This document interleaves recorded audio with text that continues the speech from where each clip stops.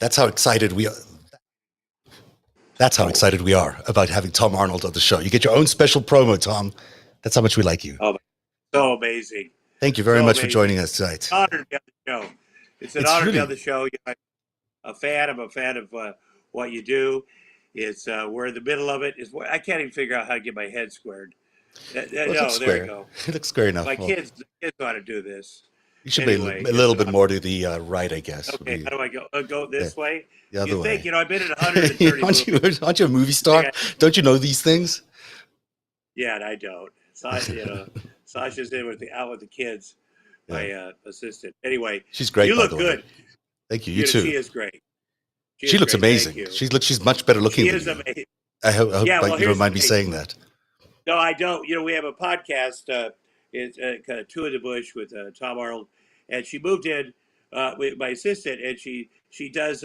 She's worked with a lot of kids too, and she moved in with me and my 7.5-year-old and 4.5-year-old. And then people started seeing us on social media and in our podcasts. My friends I haven't heard from in a long time, my older friends, and they're calling up, including my rabbi. He's like, "Hey, how are you and the kids doing?" I go, "Hey, thanks for reaching out. Thanks for we're doing good." Then they're like, he's like, "What's the deal with you and Sasha there?" I go, "Oh no, she lives with us.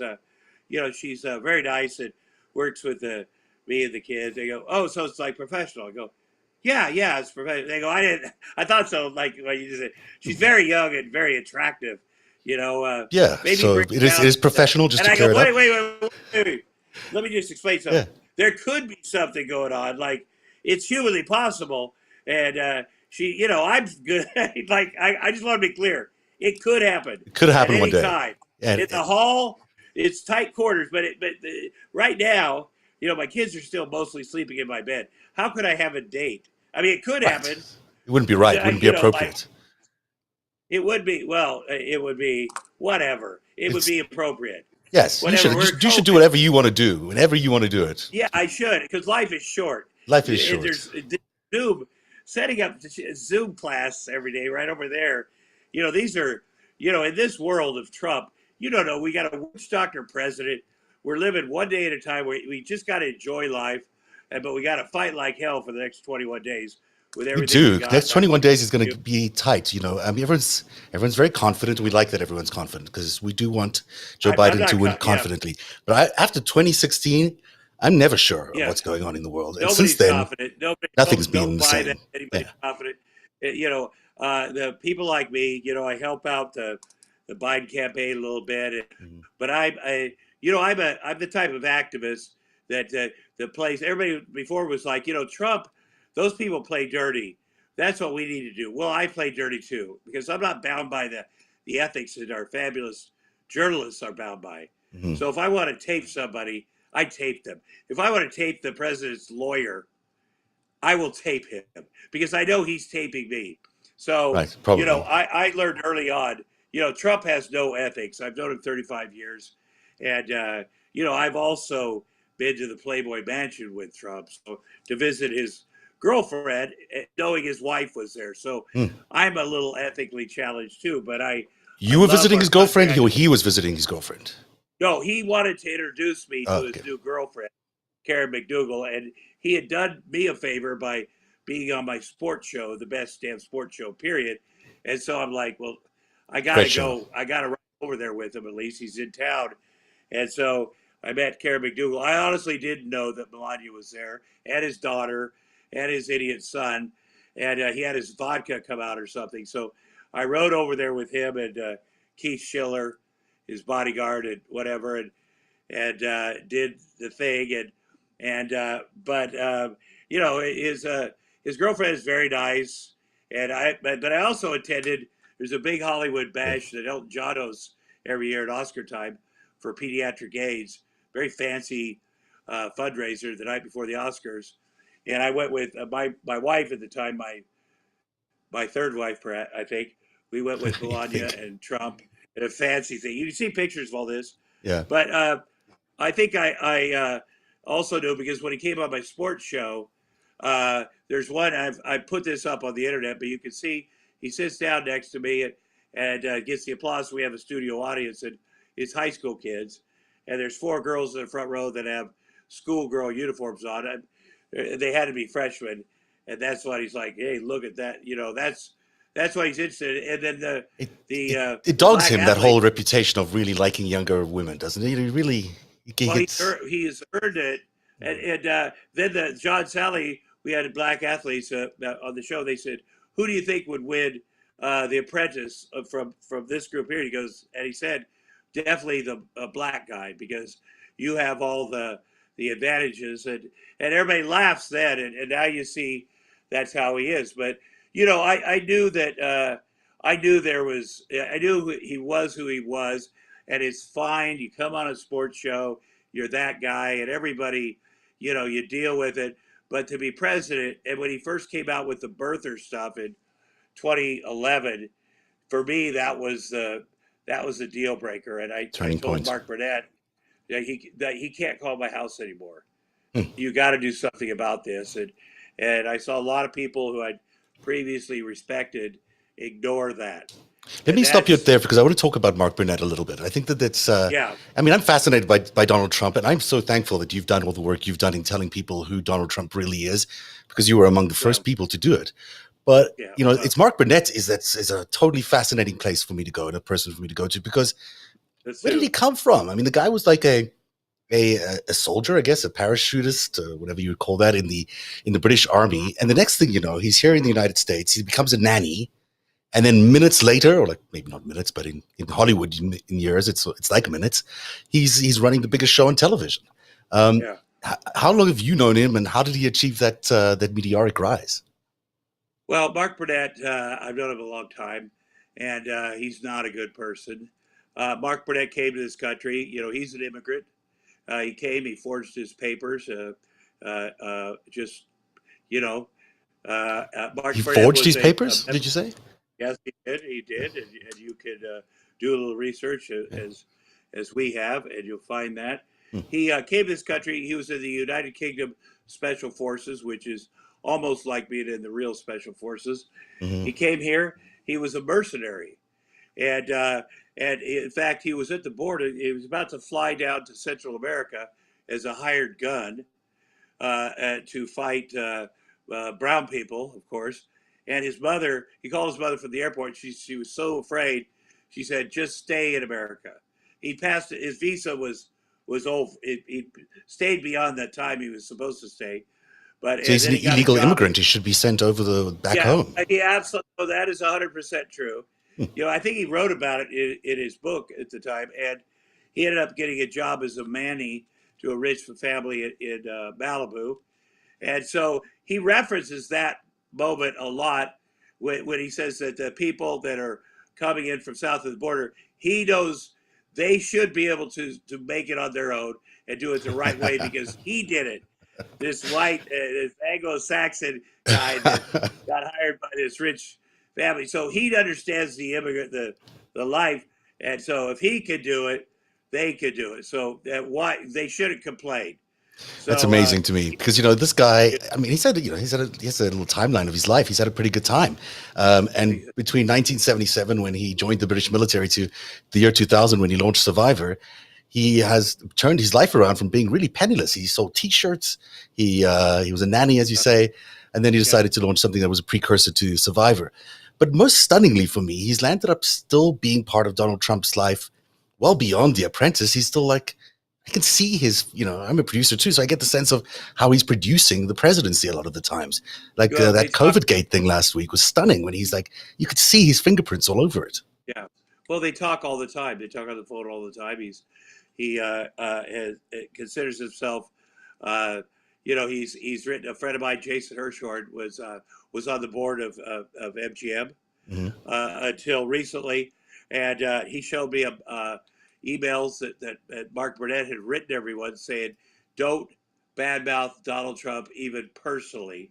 And you got to remember, I'm the most powerful man in show business Really? because my best friend is the president of the United States, and MGM makes a lot of money still from Donald Trump. So Mm-hmm. MGM, the company, that's the reason they won't release any of the tapes or the footage, and until last year, the New Yorker. There's a great piece of the New Yorker where they finally admitted, yeah, we have all that, but we don't want to embarrass Mark Burnett. Now, Mark Burnett, Mark Burnett, I'll say something about the variety of TV shows, whether it's Survivor or Mhm. the music one or whatever. He, because Mark Burnett, the way he grew up is interesting because, he's a guy that will take on the personality of the show that he has. Like, Interesting. nobody really knows who he is, and then he's married to this woman who I believe is probably a Christian. So then Mark Burnett becomes that Christian. person.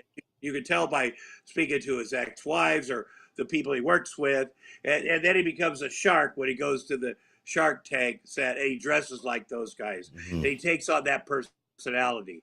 So nobody really knows who Mark Burnett is, and I think it's because he's soulless. Now, Mark Burnett also went to meet Vladimir Putin before he knew Trump That's and correct. tried to get him to do a show, and that didn't work out. But Putin is a genius. Obviously, he's a Mhm. KGB agent, and he tends to play a long game.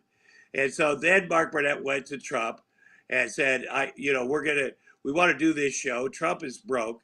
We're going to make it appear that you're very wealthy. And it turned out to be a lucrative thing for Donald Trump.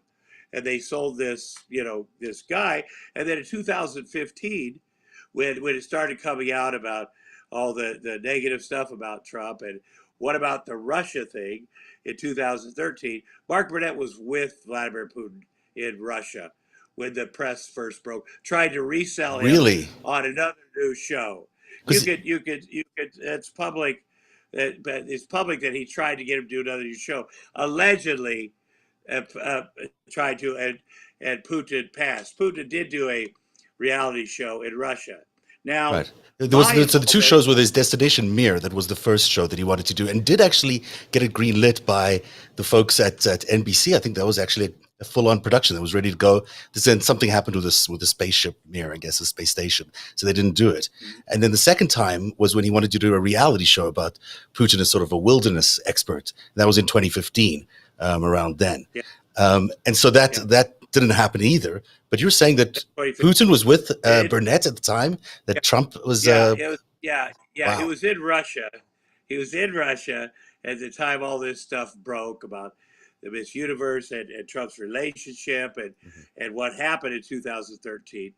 And Trump, Mark Burnett journaled about how much respect he had for Vladimir Putin, before he went and made his first offer. Like this is, and you got to Mark Burnett isn't, he's an American citizen, obviously, and but his worldview is very different. He's a vagabond. He worked on these merchant ships, and wherever he sets up his tent, that's where he's from, Mm, and you can just tell by his behavior. I know him. mm. I spent a lot of time with him. I've gotten into a fist fight with him, so You did. I've known I him heard about that. I want to through hear life. about that story because Through life. he says you beat But him up, and well, you say it I didn't did work out beat that him way. up. Let me tell you. I'll tell you that story in Okay. 1 second. In 2013, when Trump took a gang with him to the Miss Universe pageant in Moscow, obviously I knew a bunch of those guys, and one of the guys' name was Chuck LaBella, who worked on The Apprentice and the Miss Universe contest. Chuck LaBella is a very nice guy, and we all knew him. Everybody in the comedy world knew him, and but he was very attached to Donald Trump. And so he came back and described everything that happened there and how Trump, it hooked up with Putin and spoke to him. And Trump's the kind of guy that if he speaks to Vladimir Putin, he's got his like iPad out and he's like, or his phone. Hey, everybody, let's hear. He never had a phone call where it wasn't on speakerphone, Right. and he had his laptop open, and everybody could hear everything that was going on. And there was a reference made to, you should run for president, Donald Trump, and all that stuff came out. And so Chuck was very excited and came back and told everybody at MGM and Mark Burnett Productions everything that happened. And Chuck LaBella was by his side. He was his body man.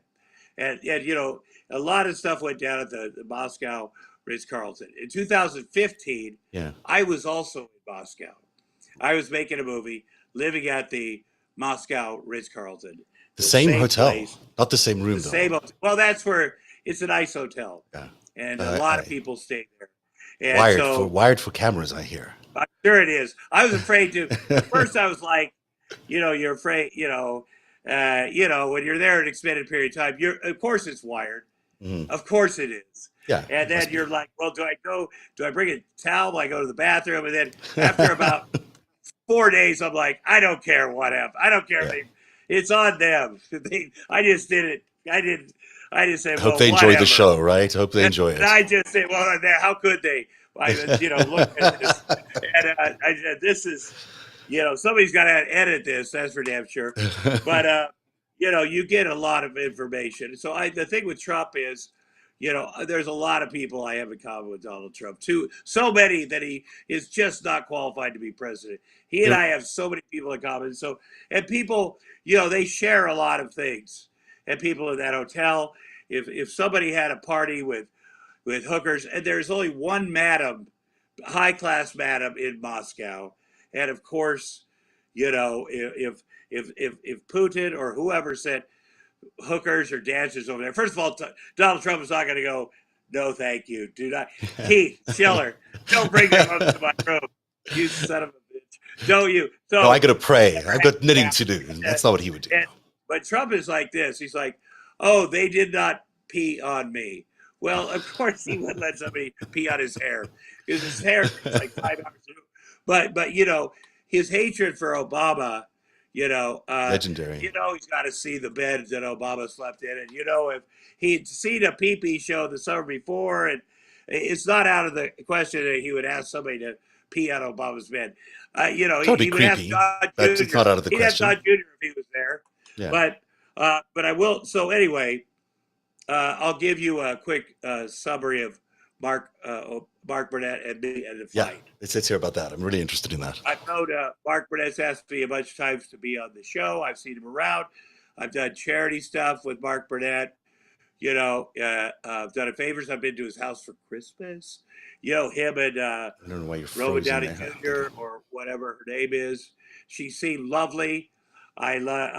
She was on a show called Touched by an Angel, which seems like that's like a pedophile show, but it's not.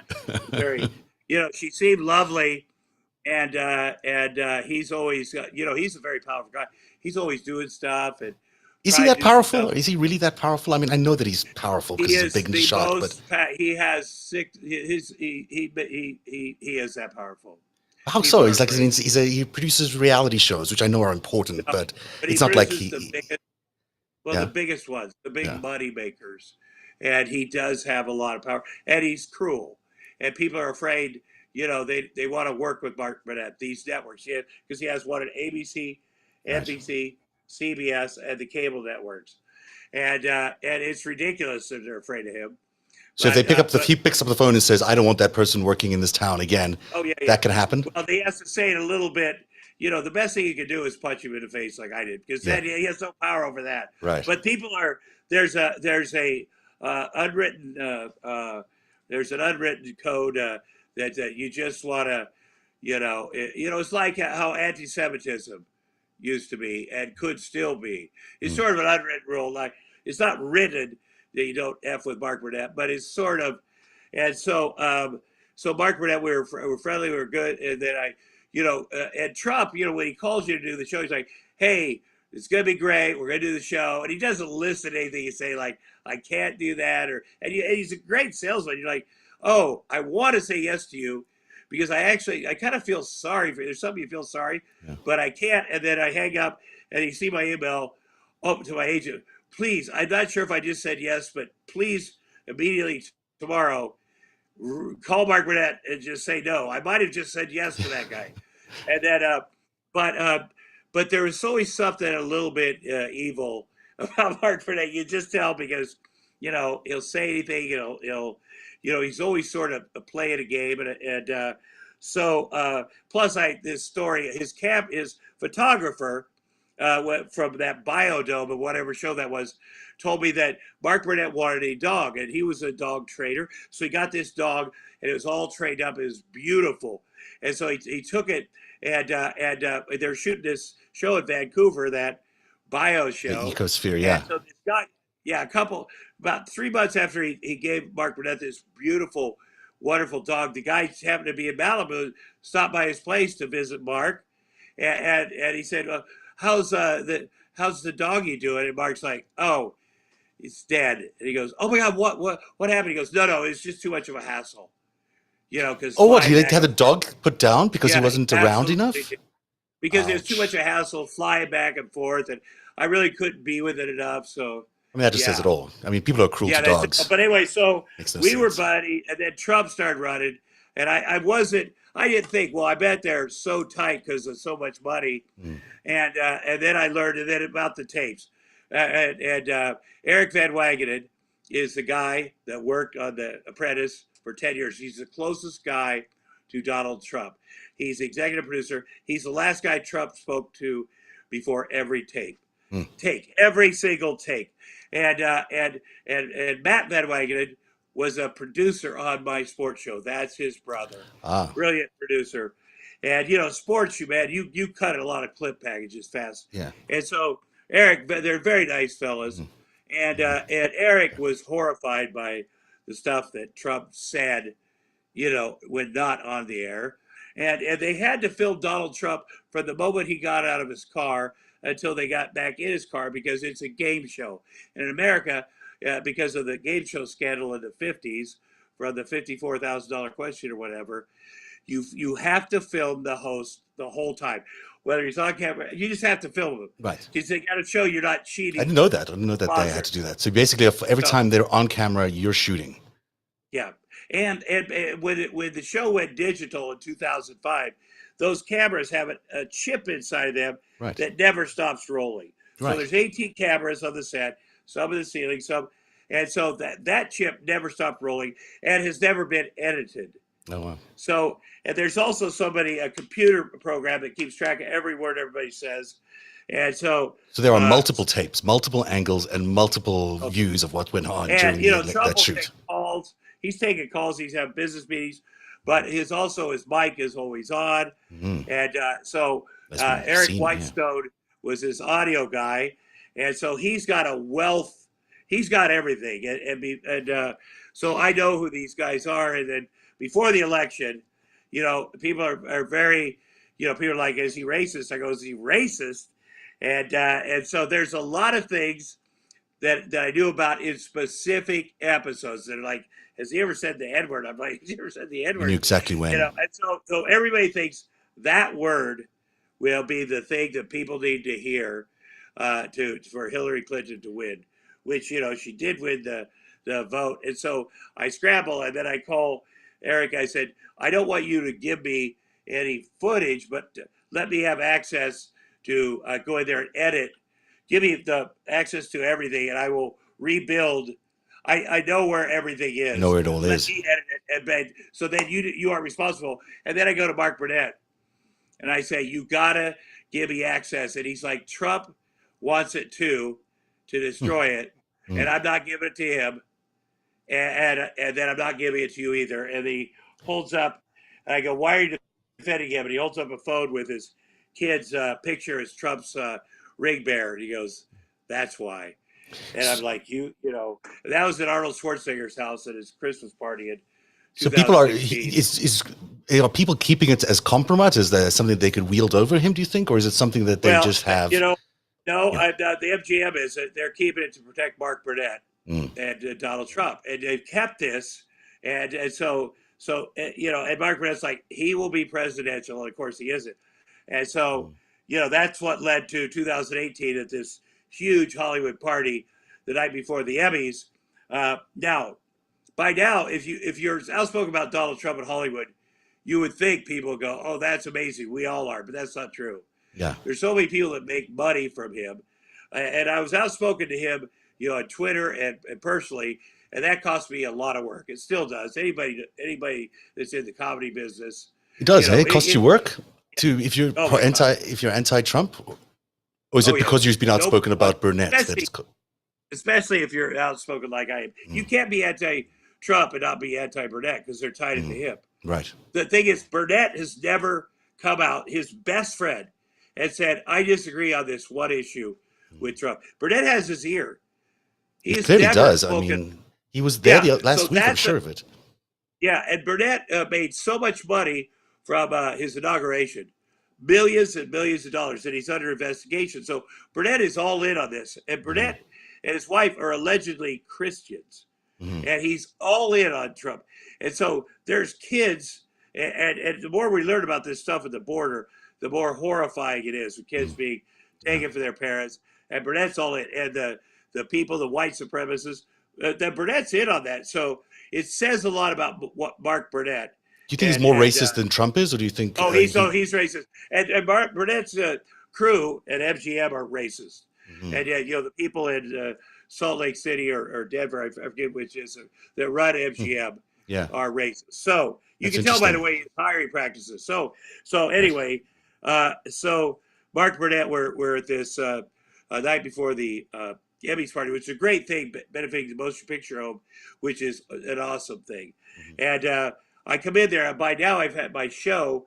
I have a show on Vice Vice Land Network, but Vice, and I really they came to me and said, "Hey, would you like to do a show for our network? We've watched your Twitter feed, and we like the way you're going after Trump." And I said, "That'd be great. I'd love to do a show and have cameras." I said that I'm going after Trump no matter what, but I'd love to do it with cameras. And through the show, I got to send somebody to Russia, to Belarus, to talk to the hookers, and their equality.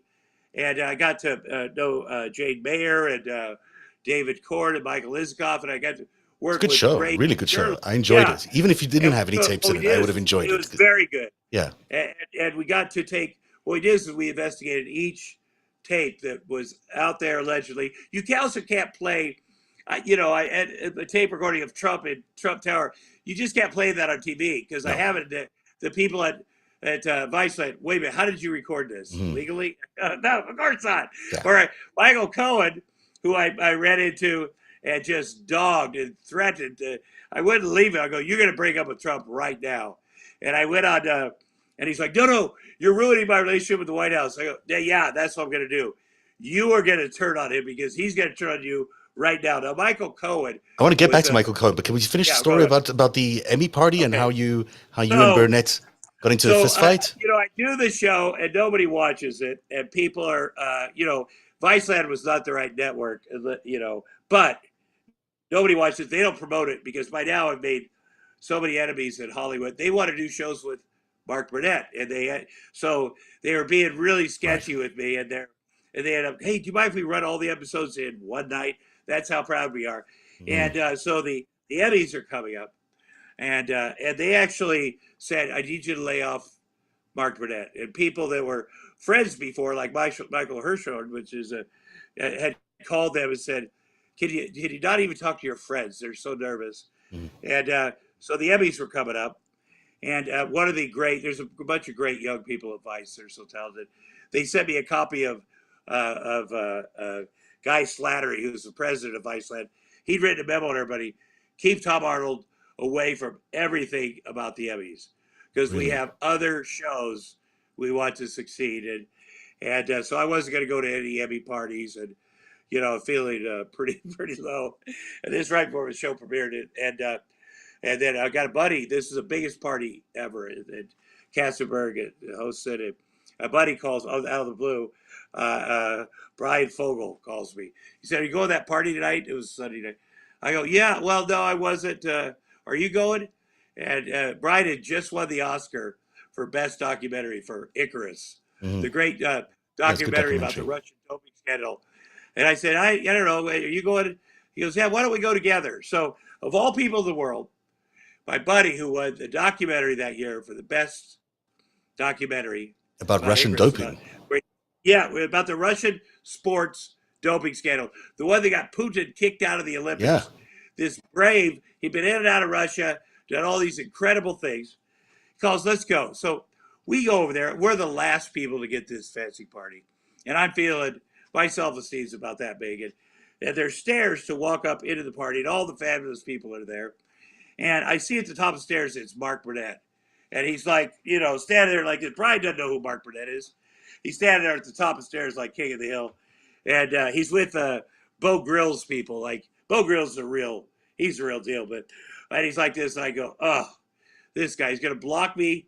The stairway starts. He's gonna block me from coming in the party. I'm like, oh, geez, what's he Add up insult to? to injury on the fact that they didn't invite you, Yeah.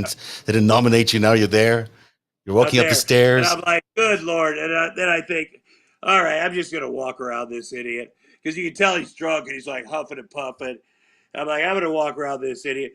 So I kind of get up the stairs and I kind of curve this way, and I have my head down, and he just gets Oh wow! his hand around my windpipe, like, because there's some kind of kung fu move or something, and it knocks me back. I about went back down the stairs this way, knocks me off balance, and I grab his belt loop, and I go, yeah, can I swear on here? Yeah, go for it. Okay, Yeah, as much as you okay, want. motherfucker, you better let me catch my balance so we can fight fair. And I pull myself up to the top of the stairway so we get sideways, so I get a little air between us, and I fucking just start. And at the top of the stairs is where all the celebrities are Wow. right here. Everybody. And of course, that's all they saw was me going ape shit on the fucking guy. He had a gold Jesus chain. That's the first thing I went for. The first thing I said is, I'm going to fucking mess up his face. But then he had this gold Jesus chain, and he had like this pink leather fucking thing. I'm going to do some damage, so he has to at least leave the party to, fix up. And just bam, bam, bam. And somebody, the guy from Survivor, the host, Jeff Probst, when he was doing this, oh my God, you're choking him. Yeah. You're choking him. And then bam, bam. And then, What is that move, by the way? Why would he have learned such a move like that? That seems. That's a good move, man. You take somebody's. Yeah, that's a pretty serious move. It was a sucker choke. Yeah. Because it's not like he's like, hey, I want to fight you. It's like I put my head down to be a gentleman, walk around him. But he was so wasted. His breath was, And then his wife, who I didn't even see, Robert Downey Jr., she, I think Brian was actually filming with his phone. Yeah. Like, hey, Mom, he's really good. Yeah. Good boy, and his mom's very proud of him. Mom, I'm here at this party. And then his phone was chaos. And then Robert Downey Jr., his wife, does a tweet with a bruise that's at least 60 days old. Like, I saw that. I can't believe Arnold attacked me and my husband. Is your TV show worth it? Now she's a victim. Wow. Yeah, I wasn't going to do anything because I'd kicked his ass. I wasn't going to do anything until that. Then my lawyer, Marty Singer, is a great litigator, the best. He got up out of bed and called and said, you better go for a police report because now she's saying you abused her. Right. And I'm like, right. And so so you called the police on him, and then he got. Well, yeah, I said to Katzenberg, you gotta get the police. He's like, can you not do the police? I go, okay, I won't do them here. I'll walk over to the next block, but I can't have her saying I beat her up at a party. But it ended up, God, that guy's a coward. And then I went out, and they took him down here, and then I go, listen. And then finally Jeff's like, okay, come back in, but don't, if you see him, do not kill him. Do not, And but I ended up. It was a great night, Brian. Why would you have killed him though? But let me ask you. So some people say, I will say this about him. Looking at his fact pattern of life, he looks a little suspicious to me. He doesn't look like he's just an independent producer who sort of vaulted his way to the top of the game. He looks like he's had help from external sources, maybe intelligence sources, maybe organized crime sources. He's not just a miracle producer. No, he's had help. But let me just say this: the most powerful reality producer in Hollywood, he has a lot of power. Fucking choked me at the biggest party in Hollywood, and then his wife falsely accused me of injuring her, and there's nothing. There's no. There should be a code of conduct at MGM where if the guy that's the CEO does that, he has some sort of recourse or whatever. Because I only have one working vocal cord, and I had to go to the doctor, pay for myself. So that's fine. Yeah. Because that's the Trump world. Because he's buddies with Trump, and she's a terrible person. She says she's a Christian, but she's a liar, and she did it in front of everybody. And you don't say that. Tom attacked me and my husband. And there's a young lady that was on the show The Office for many years, and she was talking to Robert Downey Jr., 30 feet away when it went down.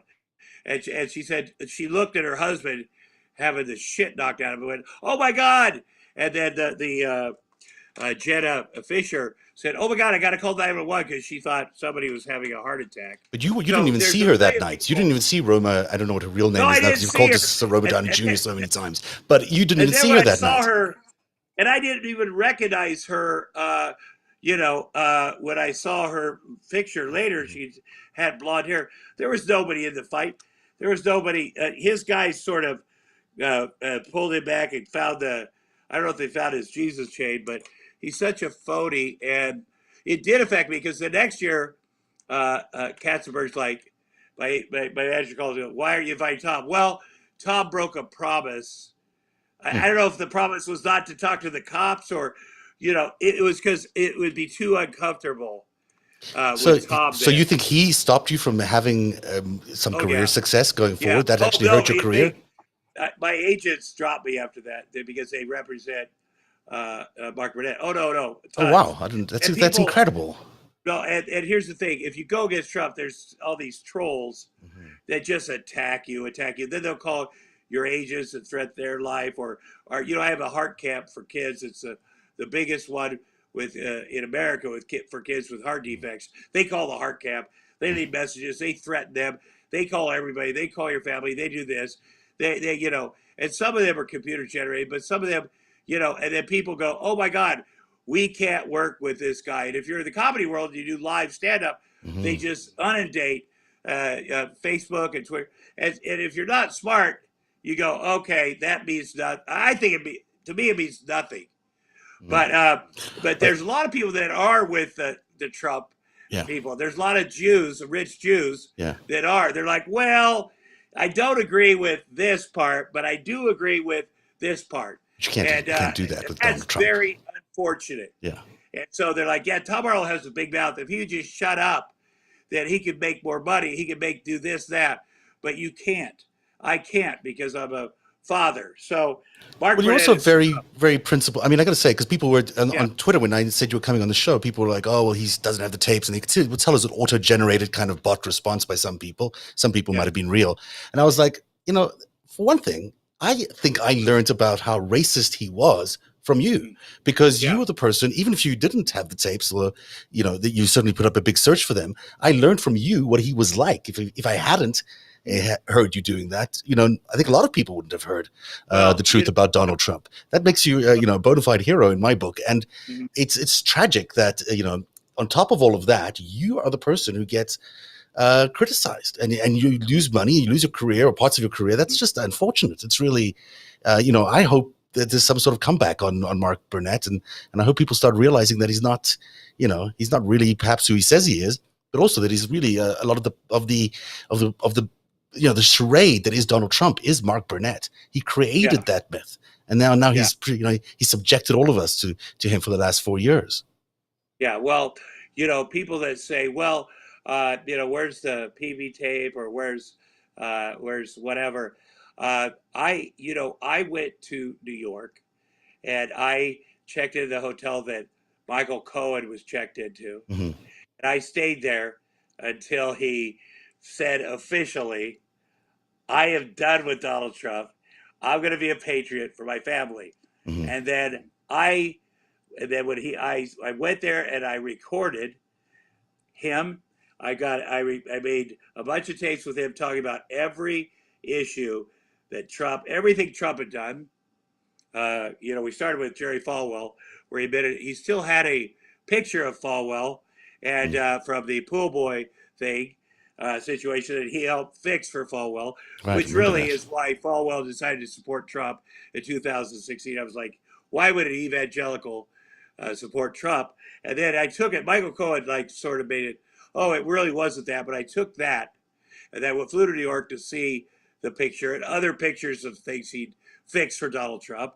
And then I went to a great journalist and said, here's what I have, and here's the young man, and there's other young men Mm. that had these relationships with the Falwells. This We is a charged Falwell. yeah, It's following. The Falwells had a relationship with this guy in He's in Florida, I think, somewhere like that. Yeah.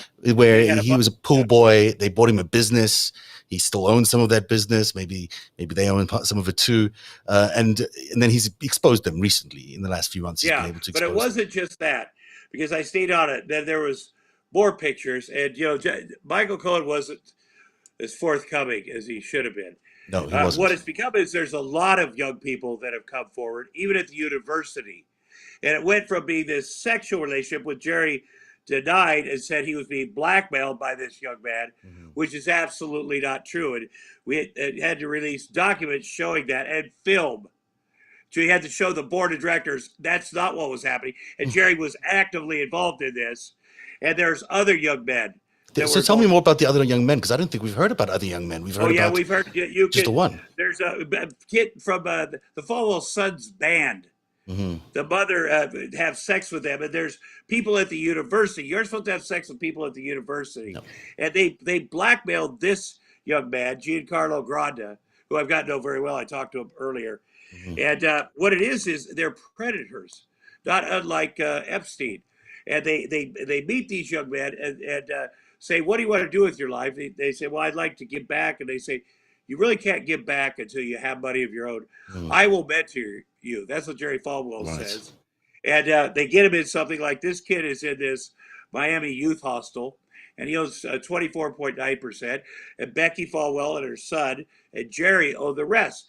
Now, they won't let him out of that because they want to keep a hold on him. And Jerry's texting him like, "Yeah, you don't drop the soap in prison." That's what he's texted him recently. Wow. And they keep a hold on him and threaten him. They even threatened to send this kid's girlfriend a tape of him having sex with Becky Falwell. That's what Jerry Falwell's done. Wow. And people are like, "Well, Jerry Falwell likes to watch." I'm going to tell you right now, Jerry Falwell does more than watch. And finally, the university fired him. But there's very soon you're going to see much more that Jerry Falwell is doing.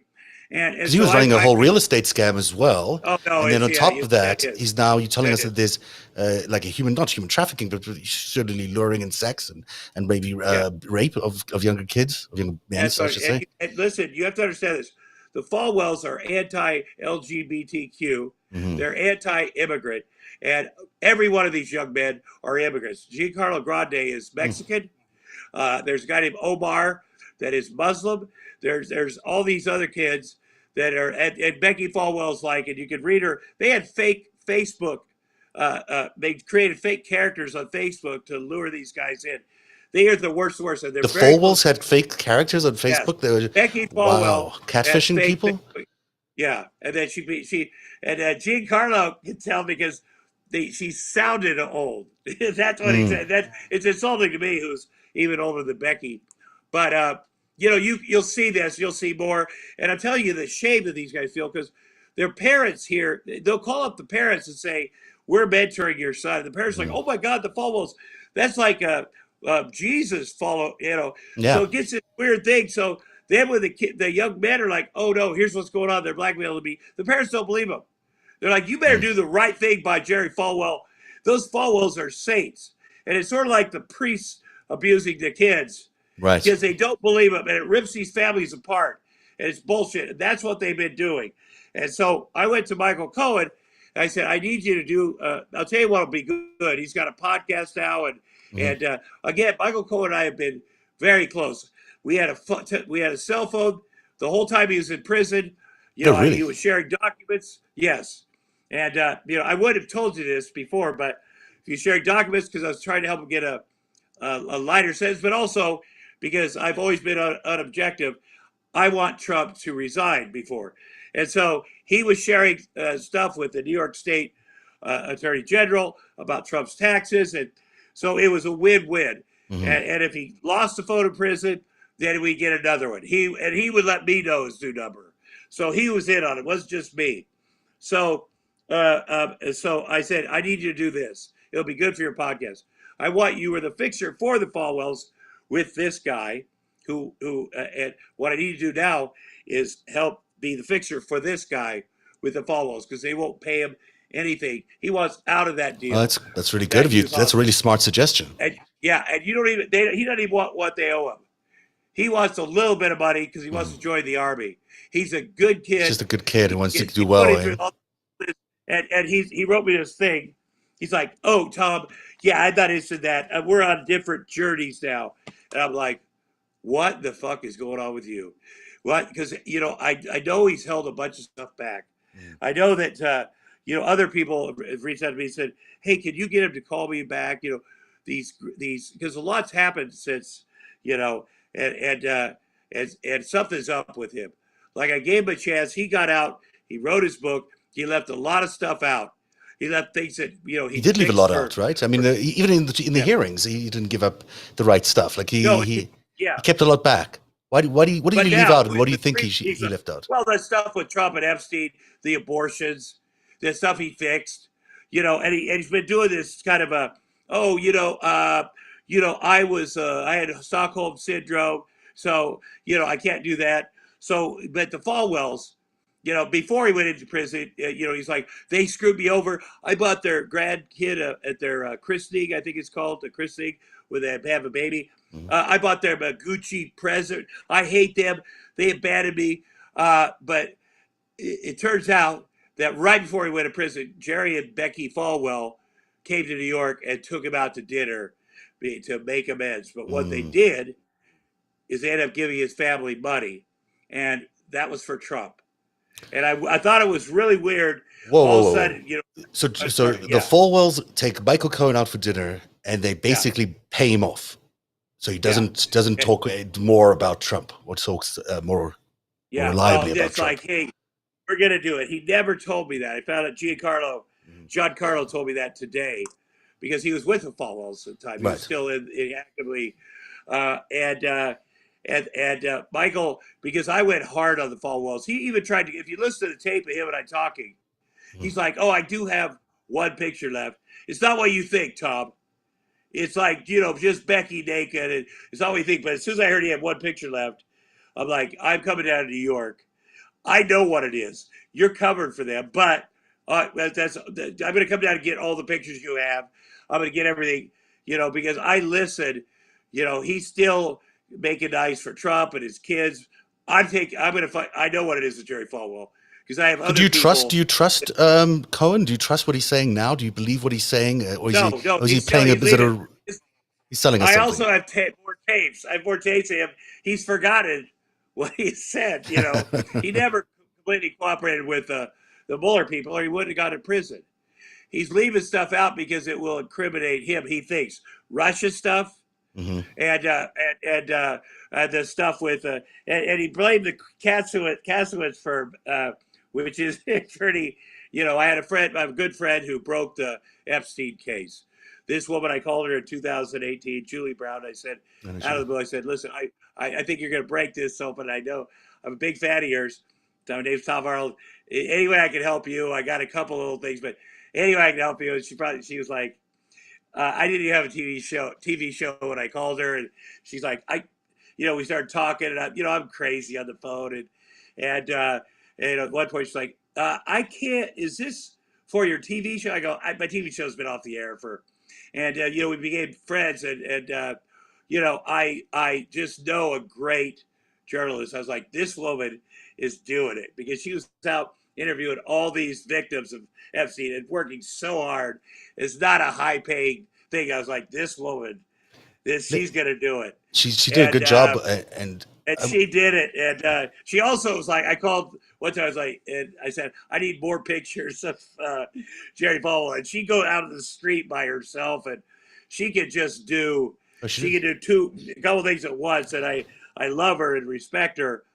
But but the other night, a week ago Saturday, she's like, Michael Cohen hasn't called me back ever. I started emailing him in 2016, and he won't call me back. I go, now, after you became Julie K. Brown, after all you've done, you've gotten just out of respect, he won't call you back, or now? And so I did a 3-way text late Saturday night with Michael and her. And just, what I did is I did every thread he's ever made to somebody else for Trump, that just a text thing. That, how dare you disrespect? How dare you? Your daughter, she's a hero of your daughter. And you said Trump disrespect your daughter. you're disrespecting your dis. And it was really fun to write it. And at one point, she called. When was this? When was this? By the way, sorry, I'm just going last to make sure. Saturday. It was a Last week ago. Saturday. It was before Saturday Night Live's premiere because Wow. at one point she texted like SNL's about to start. And then I went, okay. I wrote, SNL's about to start. I gotta find this. It's so funny. That's a great. I want to see SNL's that. about to start. I want to read that. That sounds like a great thread. You know, and then you call her and show her the respect she deserves tomorrow and answer every question. You know, because all of a sudden, as I was writing text after text after text, just build up steam, which I meant it. I go, I'm going to call all the women on The View, and I'm going to let them know that you disrespected this woman because this is the kind of bullshit, and this is what you're holding back on Trump, and I mean it. Let me ask you about Epstein, actually, because if you don't mind me interrupting you there, because I don't want to lose this moment. It's interesting that Mark Burnett, at least Epstein claimed that Mark Burnett approached him first to do The Apprentice, and then it was Epstein who told Mark Burnett to go to Trump. Are you aware of that? Yeah. That's pretty interesting. I didn't even think of the two of them being connected. They're all connected. Mm-hmm. They're all connected. And, G. Maxwell, that's what the people that knew her called her. Yeah. She was engaged to a guy I went to college with in Iowa named Ted Waite. From 2000, engaged, on and off, 2004 to 2011. Mm-hmm. And Ted is a great Iowa Hawkeye. He's a farm boy, and he was sort of to try to be her white knight. And he started Gateway Computers. Mm-hmm. He's done very well with his life, and I think he was excited about the New York. She's fancy, and Ted had a fucking ponytail and was balding, and he got caught up in this, and he was trying to be the anti Epstein. And he's trying to save the oceans, but he's the one that really got her into boating, mm-hmm. Ghislaine, and he's the one that donated money to the Clinton Foundation, he's a rich guy who started a big computer company. Got Clinton on Epstein's plane. He paid for Clinton basically to get on Epstein's plane. All right, okay. He did. He's a very wealthy guy, but he was fascinated. And his best friend is an oceanographer that lives in Key West, and they would he and G, as everybody, the Iowa guys call her, would hide out from Epstein and his ex-wife, down to this little romantic place in Key West. And Epstein's ex-wife? No, not Epstein's ex-wife. Epstein and Ghislaine were hiding over. Wyatt's, Ted Wyatt's ex-wife would hide out from Epstein. The two of them were both having this 7-year romance where they're engaged. And when I started with the Trump show, mm-hmm. And I knew Ted because, for many reasons, but he reached out to me. And he said, I want to meet you and I want to discuss a few things with you and help you out. And he knew that she was under investigation in 2018 because the FBI had reached out to him for his flight logs, mm-hmm. with her. Right. And but he wanted to share some financial information with Trump and Epstein after Epstein had gone to prison as a pedophile. Trump reached out to him to borrow millions of dollars. To reach out to Wyatt or to Epstein?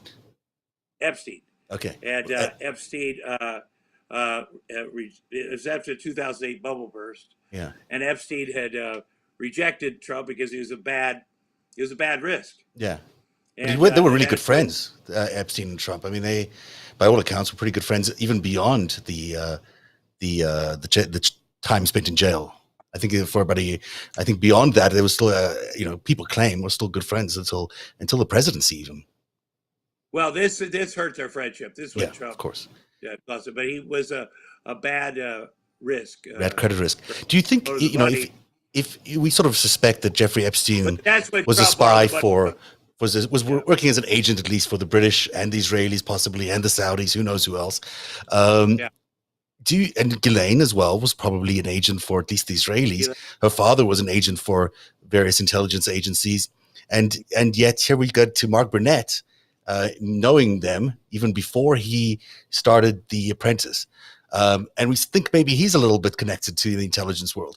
Is there a realm of possibility that this could all be a giant intelligence play? Yeah, of course.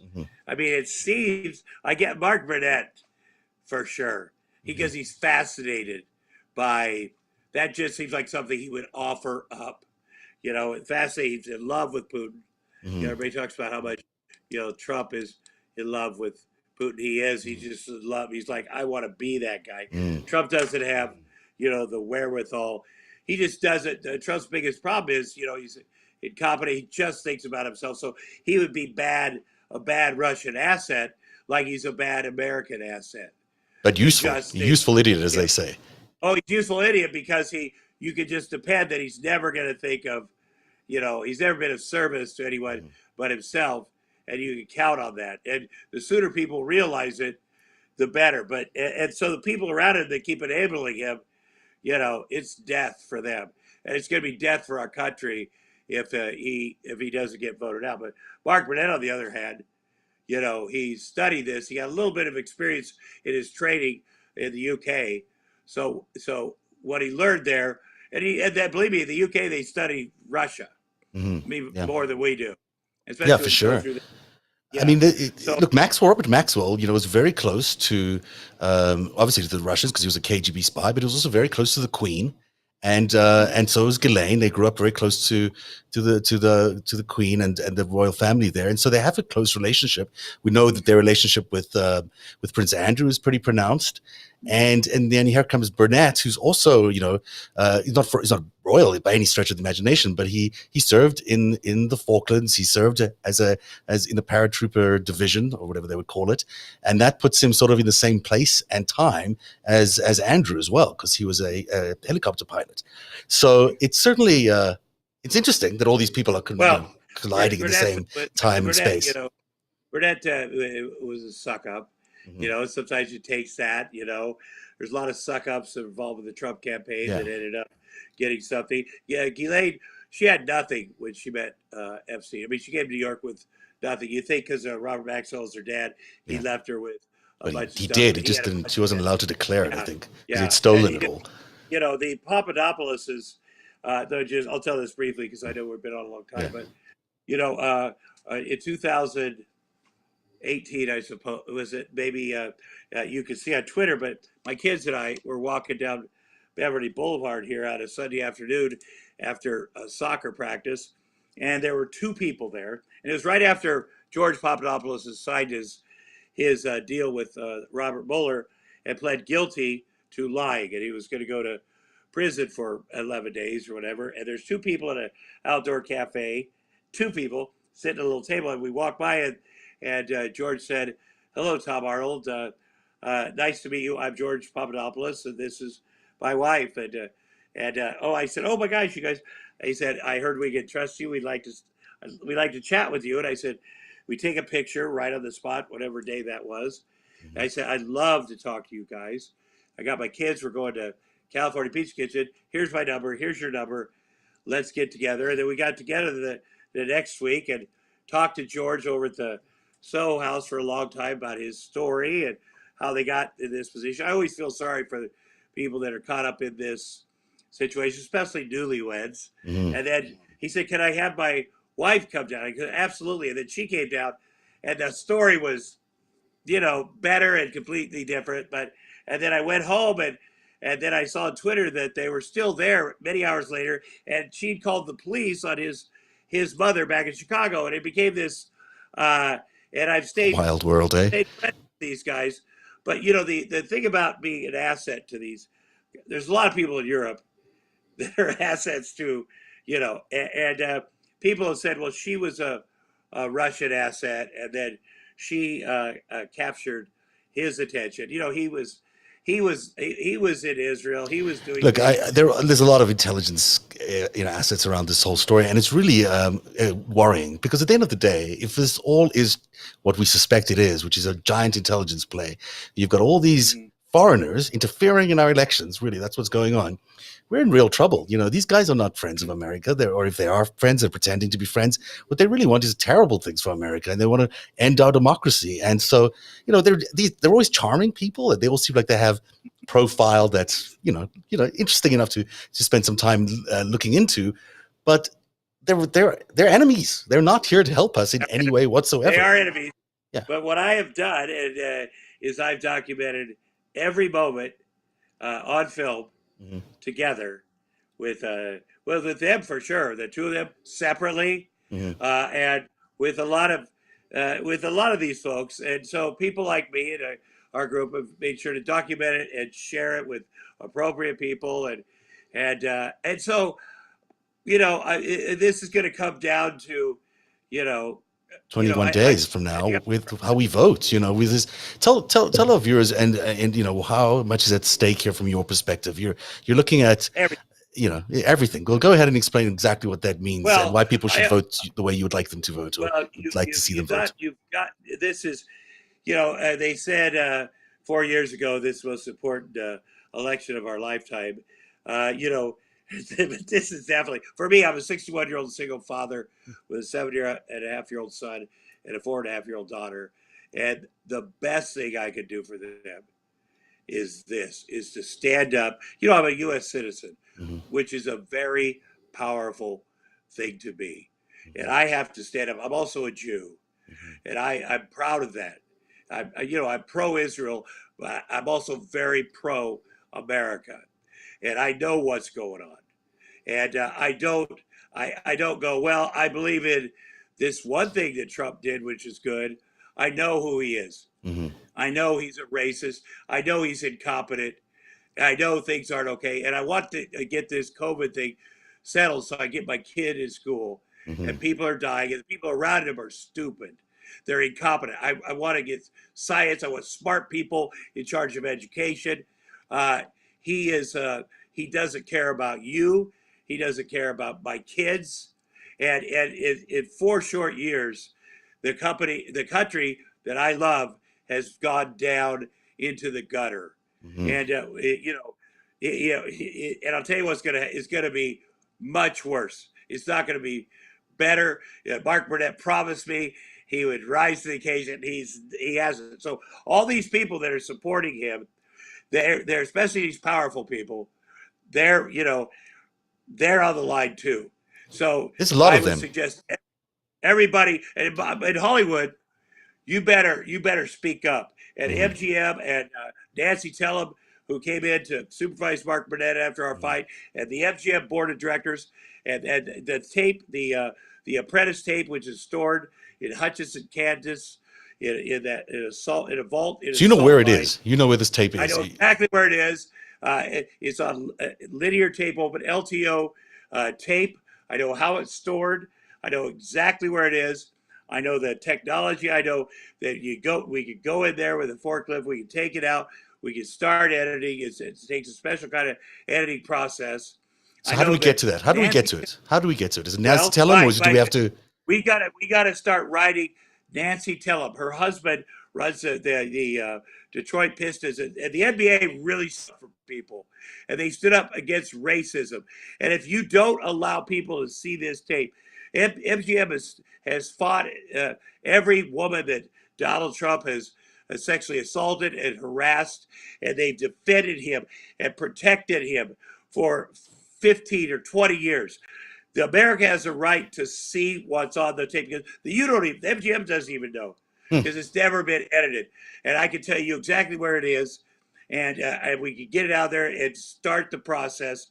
You need 3 board members, but Nancy Tellem was Woman of the Year. She was number 2 at NBC under Les Moonves. So, but these people on the board, they may donate money to the Democratic causes, but right now they are all protecting Donald Trump.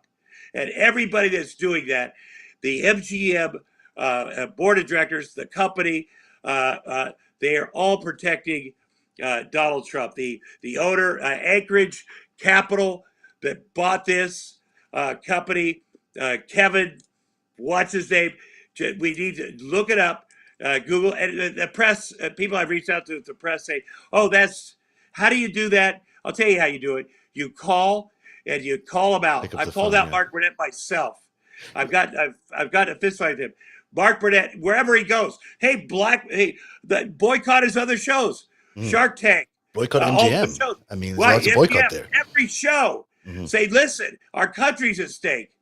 You know, that music show. There's people of color on that, and he's a racist. He's supporting racists on our country's sake until you get their attention.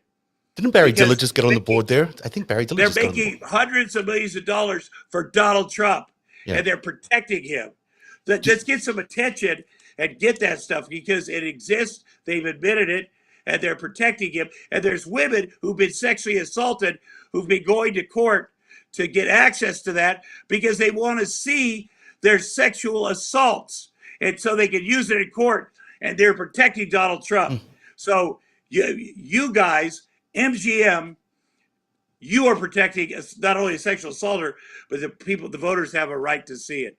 And if anybody wants to call me, I see Robbie Kaplan, who's a great lawyer from New York, got access to part of the 2005. Yeah, I reached out to her today. Yeah, yeah, yeah. But you know what? There's a way to get it. You just start boycotting MGM. I can tell anyone. If Rob Reiner's like, we got to get that stuff. Well, you bet Rob Reiner needs to call out Nancy Tellem and the other board directors. I will tell you exact. Brian Fogel, his next documentary is called "The Dissident," about the Jamal Khashoggi murder. yeah. They snuck into Turkey and got the tape of that murder, and in Saudi Arabia to get stuff on MBS. And yet in America, they've stuck into Russia so many times for Putin stuff. But America, you protect Donald Trump. MGM, it's hard to get stuff on Donald Trump than it is on Putin, MBS, and Aragon. And what's going to happen? What's going to happen is, let's say, if he wins, if he wins again in 21 days, we're entering an indescribable period for America where we've never even contemplated not having freedom the way we've had up until now. We're entering a fascist period of time if we haven't already. And it's not, these guys who are executives at companies, I get that they want to keep the stock prices up and they want to keep their salaries and they want to keep their jobs. Who doesn't? But at some point, you've got to say, well, is my country worth it? Am I going to sacrifice my country for this? Listen, yeah, I went after Ari Emanuel too. His brothers, are great. Yeah. They're on but they bought the Miss Universe contest, and there was these tapes that Trump talks about all the time. The backstage, going backstage and checking out the naked ladies, bringing his friends, and Ari Emanuel's like, well, they burn up in a fire, and I was like, well, he had a bad week because, Bill Cosby, he lost those reruns. They owned that show, and then Roseanne, they couldn't play her reruns for a while. But seriously now, Ari Emanuel had Trump's ear. He's talked. He should be on Trump's TV agent, right? now. He's Trump's agent. Yeah, he's still Trump's agent. Yeah. Ari Emanuel is, he's the guy the most powerful agent in Hollywood. He should be on TV right now. He should be going to the White House right now. Like, I'm not going to be your agent anymore. That's what I'm going to do. You're disgusting. Endeavor, whatever it is, we quit you. But no, we're still going to be your agent, even though you're anti-Semitic and you hate black people. All the black people kids on the in cages on the border. You're taking away everyone's rights. Yeah. I mean, you're that kind of president. You're not acceptable to anyone in the world, except for a tiny minority of people in America. And these executives are helping them, helping him stay in power. Yeah, so I certainly hope that goes away. We're not going to encourage any stereotypes against Jews. Yeah. But we do want to make money from you, or 10%. That's disgusting. That's disgusting.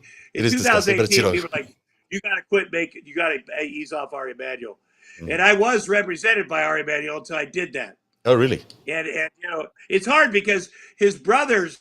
One brother's a great doctor, and the other one, Zeke, yeah. It's definitely on our side. But you got to risk that, and it's time for all these guys to stand up and stop being such cowards, especially ones with power. And so the MGM board and the ownership of Anchorage Capital, why'd they buy the company? I know why they bought it, so they could hang out with Mark Burnett. Mhm. And Mark Burnett made them hire the same publicist he has so he controlled everything. And until I got in a fight with Mark Burnett, that nobody had any idea, oh my God, he's so tied to Trump. Mhm. So right now is the time to put that stuff out there. And Mark Burnett shouldn't All be right. getting, keeping his money and keeping his position of power, because he's basically enabling this, and he's basically creating the charade and creating the propaganda that is Donald Trump. And we're seeing a lot of that on TV all the time. Yeah. So, And that also is asking the president to help the sale of a public company. The guy sitting in the office of the president, Yeah. Mark Burnett's making money from the U.S. taxpayers too, and through campaign violations. They're collecting money for the inauguration. Mhm. And Deborah Messing wrote a tweet about that, and Mark Burnett called her agent and said Really? she better take that and threaten her. So Really? he's a coward. He threatens women just like That's Trump. terrible. That's I'm terrible that going he to does punch him that. in the face again if I see him. Now, tell me, because I want to say thank you very much for being on the show, because we are out of time. And Thank you. Yeah, you've been fantastic. I want to hear about your podcast, which is Mondays at 10 a.m. Listen, since we're all under quarantine, Sasha Boggs is a really funny young comic, and she's here, and she helps out with the kids, and she lives with us, and she's so funny. And we always get into about. Is she there? Is she there with you? She's in the other room with the kids. Okay. We got our dog back, so they're very excited. But she just has a different take on things because she's so young and doesn't know anything, and so she doesn't know. Michael Cohen called once, and she didn't even know who it was. We're in a big argument. She had no idea. She goes, "You have bad friendships." Anyway, but I was going to play a video of you doing a rap song with her, but I can't find it on my playlist. Great rap song. It's really good. My kids are like, it's great, but we have a great rap song. You tell people how to find that, because we made a rap song this summer. I'll put the link at the bottom of this video once we've posted it. So there you go. Okay, but I love her. It's called To the Bush, and you can get it on all your things that you get podcasts on, and Spotify, iTunes, and stuff. Check it out. We have a lot of fun. We do it here. You're a great gentleman, and I'll certainly check out that podcast. And thank you so much for coming on the show. It's really been an honor to have you here, and it's great to hear how passionate you are. I got a bit cynical about the good people of Hollywood over the last few years, and in New York or wherever, because a lot of the time you don't feel like they really are walking the walk, and you are doing it. You're doing it, and you're doing it in a big way. So thank you very much, Tom Arnold. Well, I'm a dad. I think when you're a dad or a mom, you just have to. Yeah, you just have to be fearless. All right. Thank you very much. Thank you. Thank you very much. And we'll have you back hopefully someday. Thanks for watching Narativ Live. Thanks, guys. Have a good night.